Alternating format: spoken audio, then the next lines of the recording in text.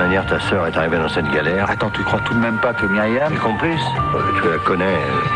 Elle a pu se laisser manipuler. Non, la fille d'un commissaire. Ben, justement. Bon, il faut en avoir le cœur net. Vous avez demandé un cordier? Ne quittez pas. On vous envoie toute la famille, jeudi à 20h50 sur TF1.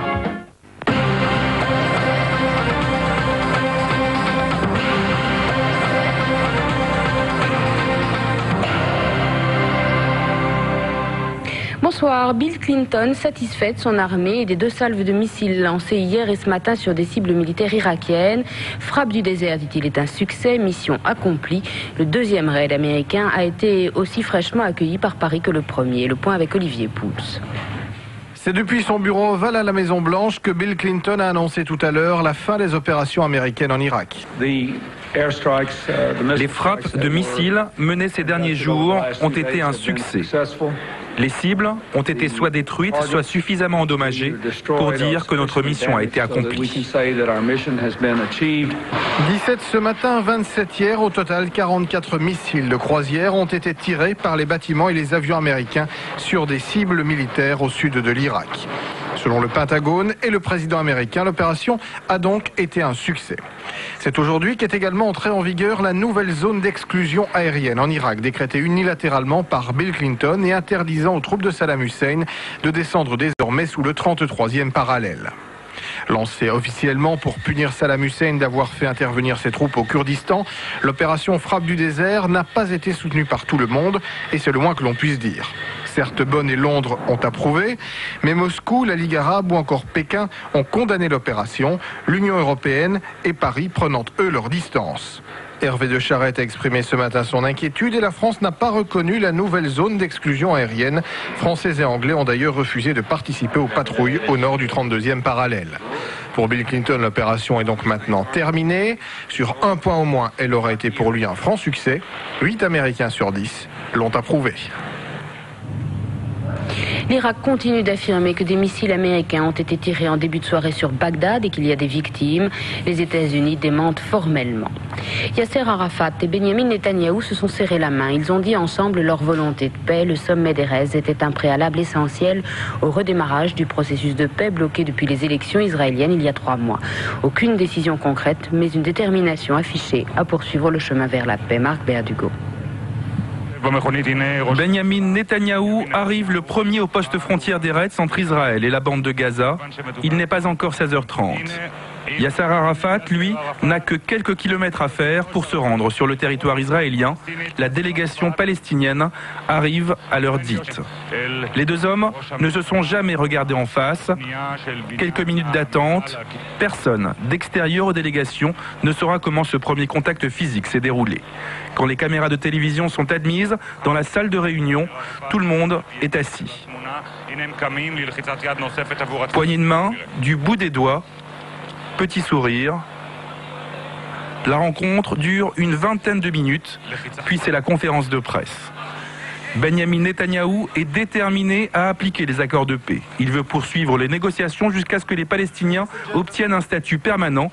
Il veut la prospérité pour les 2 peuples, mais il précise « Nous avons une position, les Palestiniens ont la leur.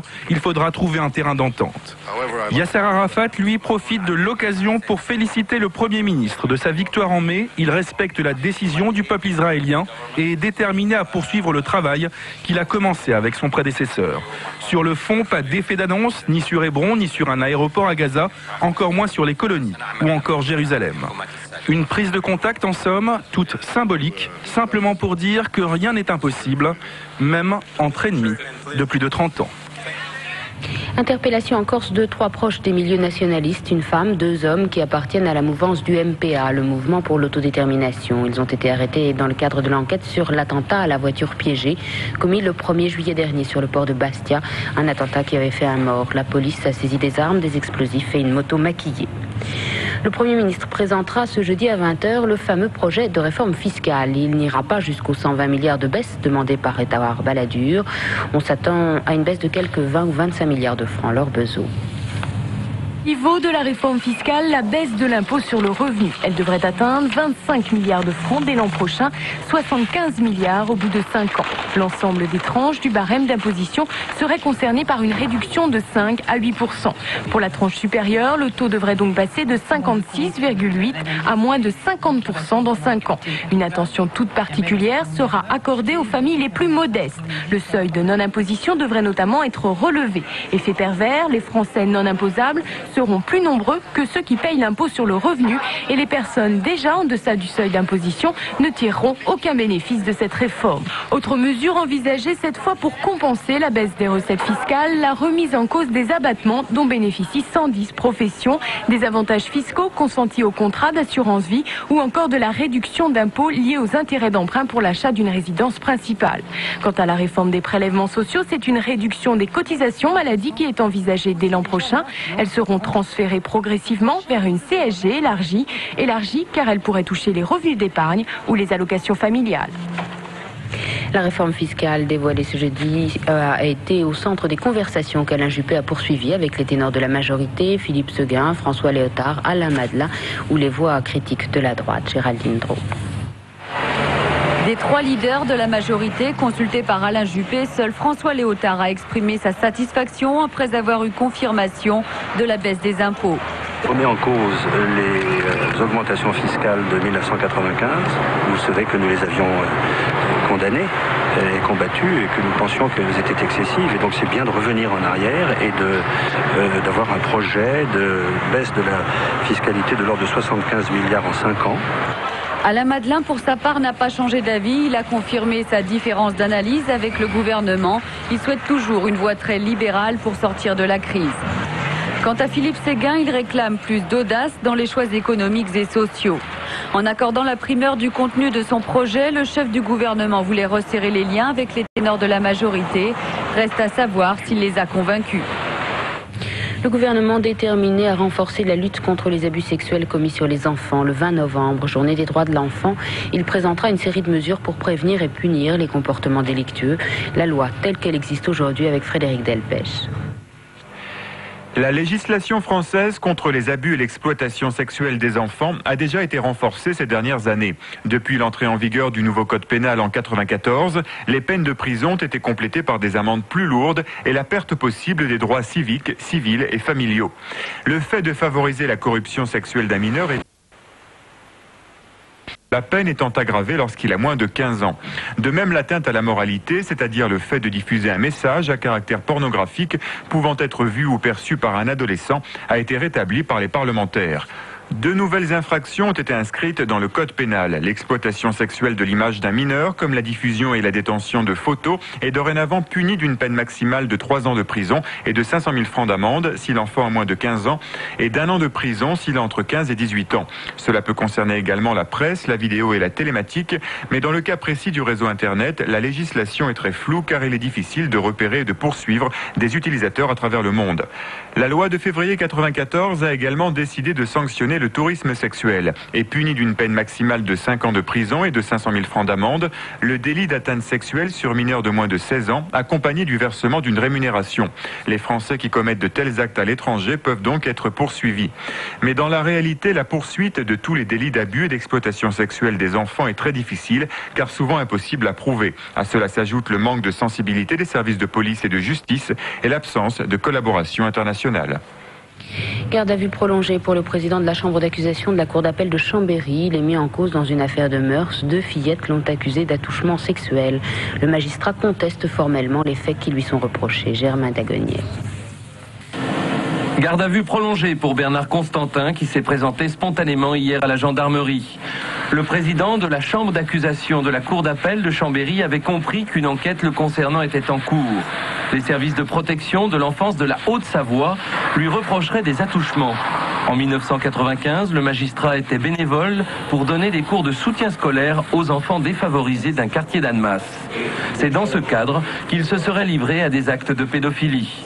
La nouvelle a fait grand bruit dans toute la région. Depuis quelques jours, on avait des soupçons sur une attitude. Alors, l'attitude toujours difficile à décrire, mais c'est vrai que c'est le seul bénévole qui prenait volontiers tous les enfants sur ses genoux, etc. Je dirais un côté un peu tactile aussi, que l'on ne connaît pas du tout chez les autres bénévoles. Le magistrat aurait pris l'habitude d'emmener chez lui certains enfants, toujours sous prétexte de soutien scolaire. Pour l'instant, les enquêteurs restent extrêmement discrets sur l'affaire. Un jeune homme a avoué être l'auteur du coup de feu mortel tiré samedi soir à Montpellier contre Marie-Lou, 13 ans. Il habite la cité et s'est constitué prisonnier. Il affirme qu'il s'agit d'un accident. Il a fait ses aveux à l'heure où l'adolescente était enterrée.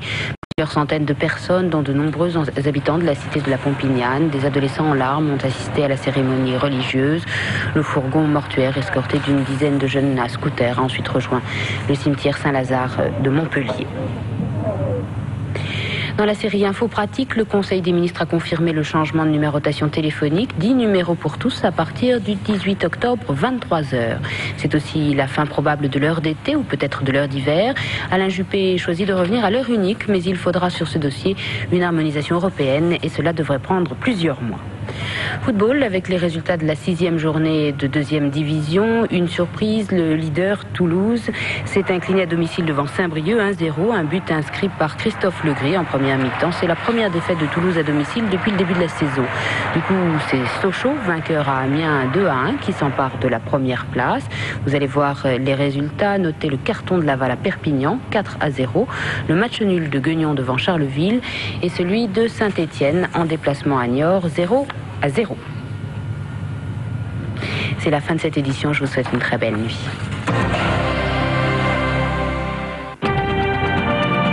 Votre premier rendez-vous avec l'actualité, c'est sur LCI. De 6h à 9h, le journal permanent. Tous les quarts d'heure, les images essentielles de l'actualité, l'essentiel de l'actualité en images. Ça se passe aujourd'hui, c'est sur LCI. Pour tout renseignement, appelez le 36 68 60 68. Avec les magasins Kiabi, faites appuyer le bouton sur TF1.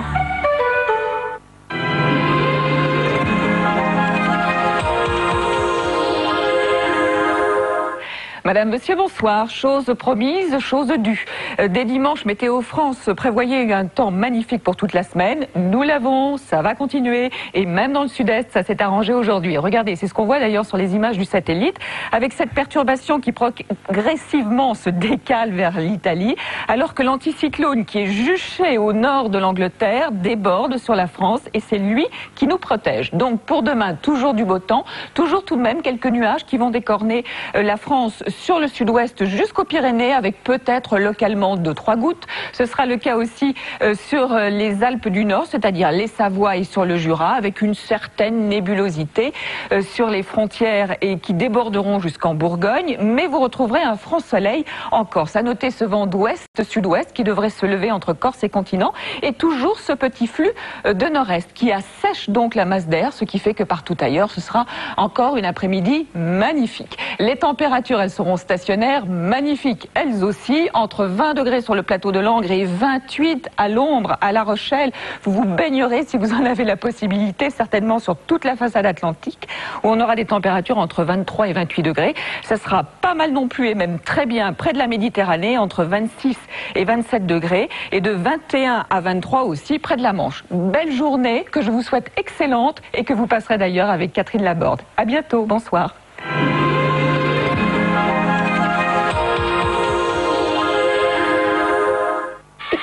Kiabi, l'essentiel c'est vous. Tout est possible, tout le monde sait ça. Si vous deviez qualifier votre relation, qu'est-ce que vous diriez? Une seule vie pour deux.